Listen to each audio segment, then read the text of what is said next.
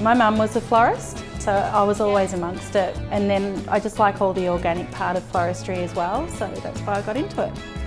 We're becoming more sustainable. They're sort of more worried about where our flowers are actually grown, you know, where they're from, what are we going to use rather than floral foam.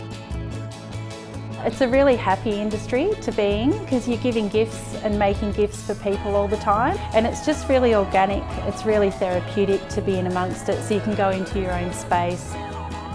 The main thing I love about being a teacher is the achievement that the students get at the end, and just watching them grow and evolve and become more confident with what they're making.